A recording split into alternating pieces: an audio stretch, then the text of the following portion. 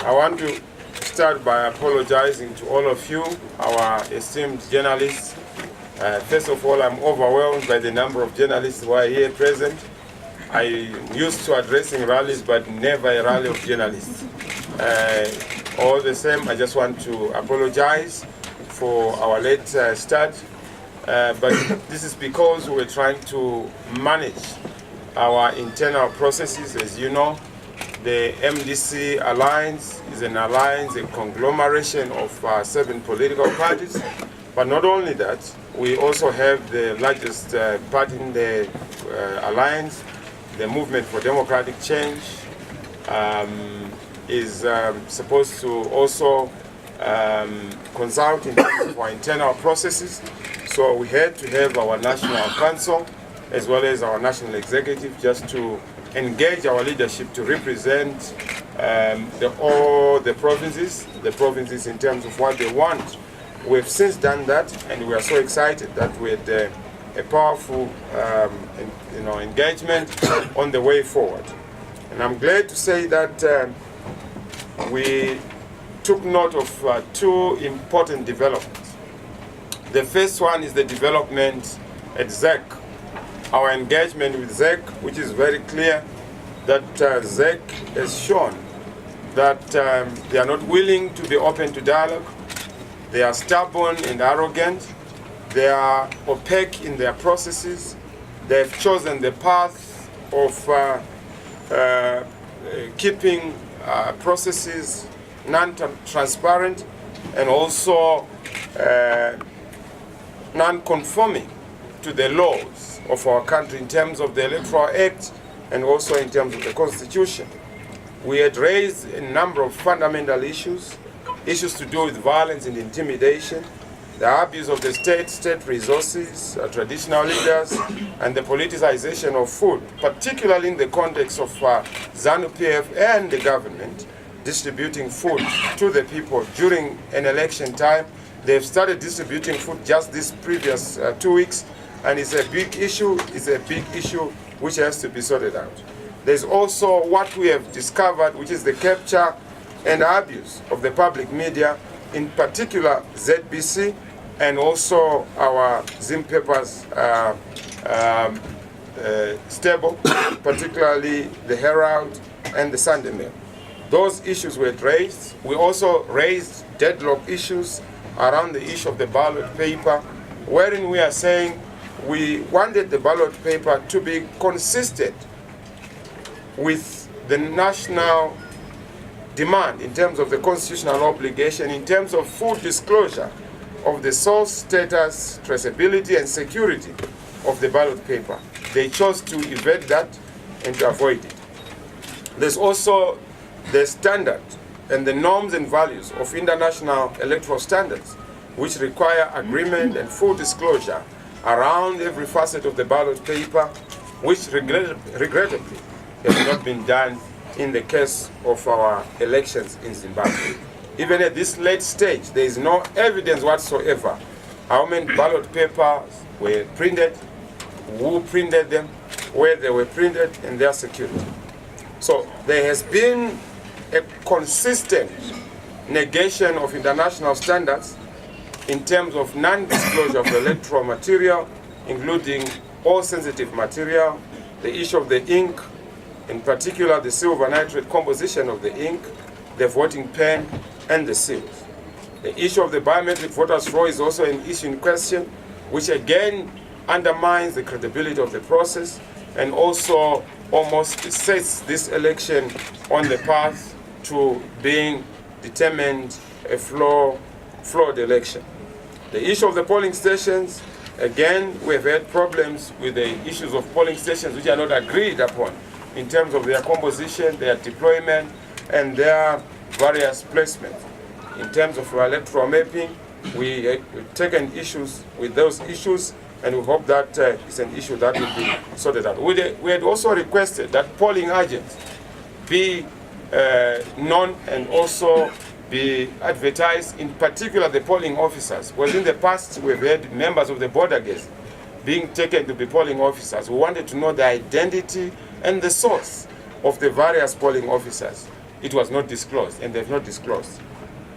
We also wanted the voters' rolls to also be placed on the various polling stations. Since now we have our polling stations with the maximum number of people who are registered, we're expecting and hoping that this would be done.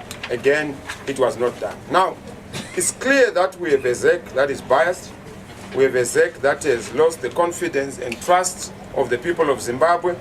We have a ZEC that has chosen to throw away the whistle as a referee and join another team, particularly the ED team, Mnangagwa's team. And this is why Mnangagwa is not complaining, because the team is playing on his behalf. But what we have resolved to do is to make sure that we defeat both the referee and the player. Mr. Mnangagwa and ZEC must both be defeated.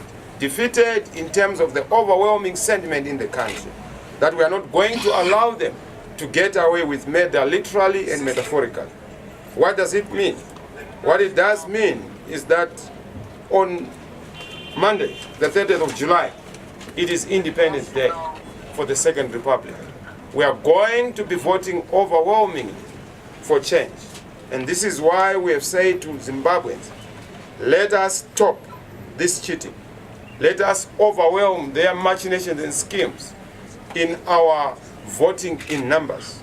Make sure that we, the people, stop the cheating, stop the deception, and also stop the shenanigans that we have seen being instituted by ZEC. We are going to turn in our numbers and defeat them. In fact, we want to make sure that they will not steal this election. So we have put in place hand-rigging mechanisms to deal with the issues that they hope they are going to use. Contrary to the perception that we are going to boycott the election, we can't boycott our victory. We can't boycott our mandate. We can't boycott the clear mandate we have been given by the people of Zimbabwe. Winners don't quit. Winners don't boycott.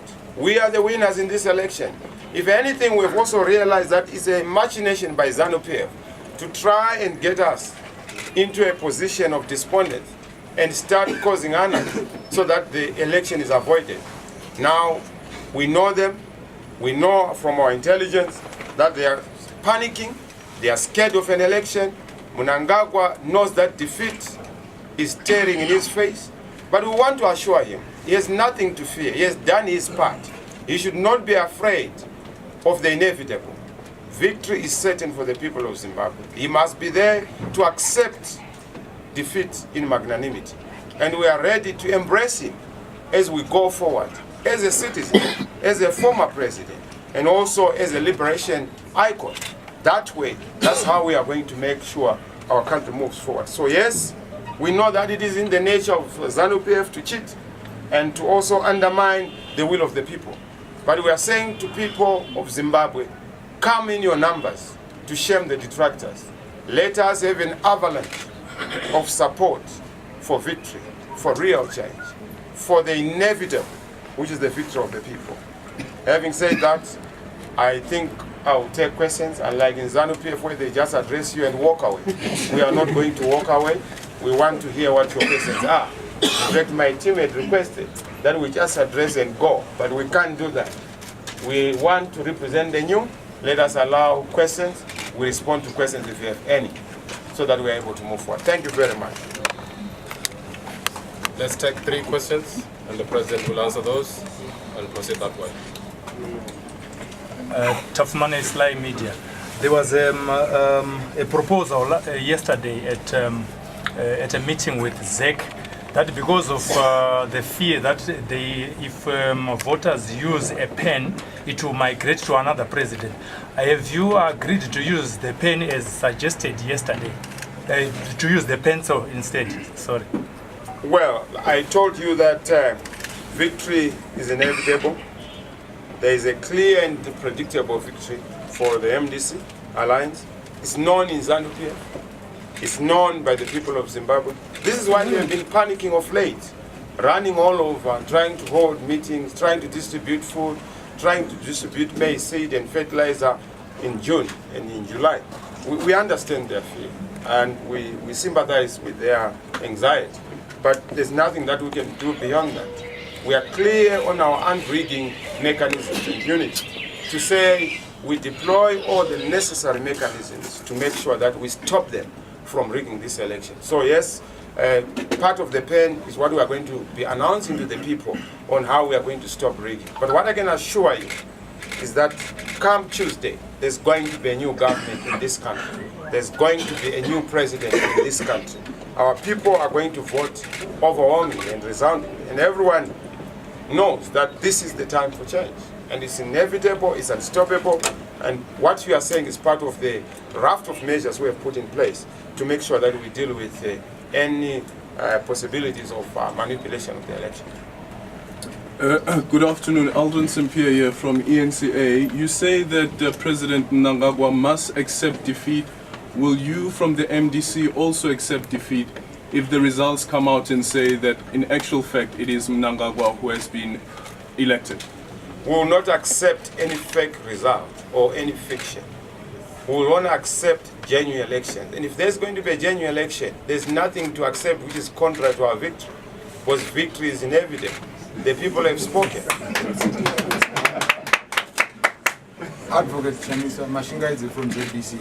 Advocate, from your own statement, you seem to be of the view that ZEC is not able to produce a credible election based on the not being able to produce a transparent process right through.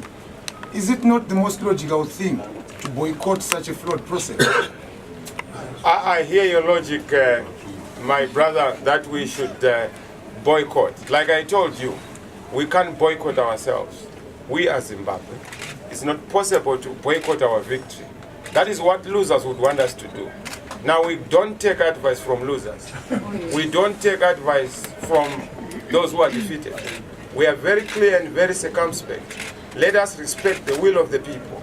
The people want us to defeat dictatorship, to defeat poverty, to defeat tyranny, to defeat their hopelessness. They want us to defeat the kind of embarrassment that they face as a people for the past 38 years. And this is why we are giving them a fighting chance. I can't be written in history as a person who betrayed and deprived the people their God-given right. We have done our best to campaign. We have done 74 rallies across the whole country. God is going to do the rest, and we know that is going to be a miracle. Our victory is certain. That you should know. And I know that you are going to be the first beneficiary. And we will celebrate with you. Thank you very much. Yes, wow. A few weeks ago that there will not be elections if there are no reforms. So there are no reforms right now. So why have you changed your stance? Like I told you, I've been engaging the people of Zimbabwe, traditional leaders, war veterans, across the whole country. I've moved across the country. I've listened to what the people want, including even in the serving officials of government, the civil service included. I've also consulted with our structures. I'm a leader who is democratic. I consult those whom I lead. I don't lead in a vacuum. I lead in a context, and the context is the people. The people inform and advise our correct line. The correct line is what they've told me I should do. I pushed for the reforms. We are still pushing for the reforms. Even if the reforms are not there, my view is that I would not accept anything less than the reforms. But the view of the people is that Mr. Chamisa lead us to Canaan, lead us to victory, lead us to a new Zimbabwe. And who am I to say no to the will of the people? I will lead them. So I hope that answers you. It might be my position, but at the end of the day, I'm a servant of the people. I'm guided by what the people want. They want their victory, and I want to be there to convince that victory. I only convince it on account of participating on the basis of their will, on the basis of their instruction, on the basis of what they tell me. So it's not a U-turn. Don't see any inconsistency. In fact, it's a consistent position. Because the reason why we want reform is because we want to secure the people's vote. We want to protect their vote. So that is the reason why we are pushing it. Yes, ZEC is intransigent, but we will still defeat them, even in that stubbornness. Thank you. Osam Biringi, independent journalist. Mr. Chamisa, I think the Zimbabweans will be so happy to hear some sentiments of peace from you. Thank you very much. I wanted to find out if you have abandoned the stance on demonstrations, sit-ins or disruptions at polling stations. Well, I suppose, my brother, you are saying that demonstrations are not peaceful. Demonstrations are instruments of peace. And the reason why we have been demonstrating is because we do not want to take up guns. We have the capacity, we have the energy, we have everything to take up instruments of violence. But that's not just our default setting. That's not our DNA. Our DNA is peace. Our DNA is working together for our country. We are patriots. We want this country to move forward. If anything, the problem is that it takes two to tango. We have nobody to tango with. Mnangagwa is not willing to be on the path of peace, on the path of progress, on the path of patriotism. This is why we would have wanted him to look at the minimum conditions for election so that we go into an election without a contested process. Right now we have a contested process. And our wish is to make sure that we don't have a contested outcome. But for that to happen, this is why we're demonstrating. In fact, we're demonstrating for sanity. We're demonstrating for some modicum and semblance of normals. We're demonstrating for constitutionalism, which is being torn apart. We're demonstrating for legality and the rule of law, which we are seeing being negated. So it's not as if when we go to demonstrate, when we picket, these are constitutional rights. We are simply utilizing our rights.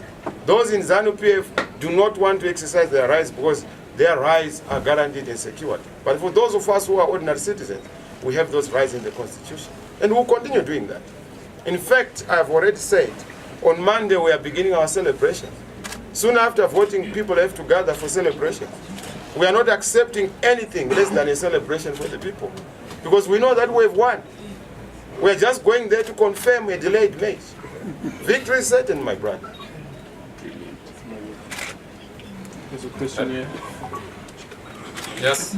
So what is your response to the statement by the former UN Secretary General that some of the demands are reasonable? Then number two, you have articulated your lack of confidence in ZEC. Do you not think that this will stoke the flames of voter apathy among some of your supporters? Don't even worry about voter apathy. The voters are going to be overwhelmingly vote. They were listening, they are listening. I've said to every Zimbabwean, those who are sick, we must make mechanisms to take you to the polling booth. You will get well in a new Zimbabwe when we get our hospitals fixed. Those who cannot come because they are out of the country, please make sure you secure your tickets. Come and vote in our large numbers. Apathy is as worse as ZANU-PF. Those are the twin evils that are going to defeat our prospects for change in this country. And this is why we are encouraging every Zimbabwean to come out in their large numbers and vote. So don't worry about apathy. People listen to their leadership. We've asked them to participate in the vote, and we've asked them to be peaceful in their engagement and disposition, and we hope that it will work out. And I just want to also take this opportunity to say that I've seen unfortunate comments being attributed to the former Secretary General of the United Nations. He never said that our demands are unreasonable. There is distortion of things. And I've seen what ZANU-PF is doing. They've hired what are called fake news mercenaries. And we know where they are coming from. They are coming from a country. You know, you want me to say, I will not say the name. You know, we must be more responsible. You know, Mr. Beat is whispering, I must say, you know. We have the information of the country that they've hired. And what they are doing is that they are issuing fake information. Chamisa is fired, BT, Chamisa is involved in an accident. That's what they were doing in other countries where they help dictators. We are watching them. And people of Zimbabwe must not be hoodwinked by this false information. They will actually escalate as we go into the election. Just listen to what we say. Don't listen to what they say. Because their information is distorted. Their information is meant to mislead you and also to produce a particular, threshold of panic. But don't listen to that. President, former Secretary General Kofi Annan is very clear on our issues. The elders are very clear on our issues, and we respect their position. They know that our position on the ballot is consistent with what the guidelines of SADC are. It's consistent with the law of the country. Just like SADC, we've made them. They are very clear on the issues. The only thing is that we also await for SADC to make the necessary interventions on the stalemate issues, and we hope that they will respond in due time. even before the actual election Monday. So don't worry about all those other issues. We are clear on the issues and we are moving forward. Right, the President will take one last question. Okay, yeah. Well, two last ones. Two then. Yes, there's always what is called the presidential pardon. Okay, lovely from to chat. Mr. Chamisa, you've been sort of accused in the past few days of trying to cause anarchy. Maybe you can take this opportunity to preach some messages of peace ahead of the elections to the populace. Well, I'm a man of peace. My whole life has been about peace. I'm a pastor, a man of God, not a fake man of God, a true and genuine man of God. I honor men. I honor peace. I honor the people. I also honor God. So in my engagement, I'm very consistent on peace. It's an allegation which will not stick because they are afraid of the capacity that we have. Indeed, if we are to say this country is to be ungovernable starting tomorrow, Munanga will not be able to control it. We have the capacity to control, and this is why we have been very, in fact, we must be acknowledged as peace icons. We have managed to smoke a peace pipe, even with the crocodile who is so violent and arrogant. And that we must be appreciated for, because we have tried to build and contain the pressure of the young people. Young people out there are restless. They are so desperate. They are willing to go the extra mile for their freedom. But we have said, please, let us build our country together. And this is why we are not going to be adventuristic, but we are going to be insisting on our rights. We are going to be insisting on defending our vote. We are going to be insisting, if they really go cheat, they will face the music. That they must know. It's not a threat, it's a good promise of exercising our instruments of peace to make sure that we're able to move together as a country so that we build a one united nation. So yes, I've also heard things about Chigumba. I'm not interested about Chigumba's personal life or private life. I actually apologize with the circumstances. I wouldn't want anybody to pierce the veil of personal life. We would want to look at the issues. Let's not distract ourselves from the issues. Her personal issues, his omissions and commissions in the boardroom is what we are focusing on, not in the bedroom. That's not our interest. It's very unfortunate. We don't want to go into the bedroom. We are simply in the boardroom of ZEC, and that's where our emphasis is. In terms of their omissions at law, their omissions in terms of the Constitution, their omissions in terms of legality. But in terms of what people are saying, very unfortunate, especially misogynistic comments. They are regrettable. We don't want that. That discourages women who are also courageous to take up positions of leadership. We want to see women respected in positions of leadership. So even if you disagree with Chigumba, don't cross the line. Don't, and I've told our supporters, please let us not undermine the rights of others. In our pursuit of our rights, let's not also cross the line and behave in a manner that is not consistent with the democratic society we want to build. We want to see more women. Chigumba is a courageous woman, but we want that courage to be seasoned with integrity. Courage alone without integrity is a bit problematic. And that's why we are insisting that let us protect our women in positions of authority. Let us also not undermine or abuse them. It's very important to see more women in positions of leadership. As you will see in our cabinet, you will see more women in positions of leadership. And let me just take this opportunity to also say, there are a lot of people in government who are worried about their future. This government we are forming is a government for everyone. What we are changing is the leadership of government, not the bureaucracy of government. We are not touching the bureaucracy, we are just reorienting the bureaucracy to make sure that they are consistent with the dictates of good governance. And moving forward, every patriotic Zimbabwean, teachers, soldiers, police, you have a role to play in building our great nation. Including those in ZANU-PF, we are building a great nation. Let's all unite, let's all focus on building our nation and having one common vision, one Zimbabwe, one people, one God, and one victory. Thank you. Mr. Chisa, the last one. Thank you very much. Given you have declared victory for yourself before Monday, do you think we are already in a contested result after Monday? And also, what do you think the former Prime Minister Morgan Tsvangirai said, may he so rest in peace, what do you think he would have made of the current situation? Well, I'm Mr. Tsvangirai representative.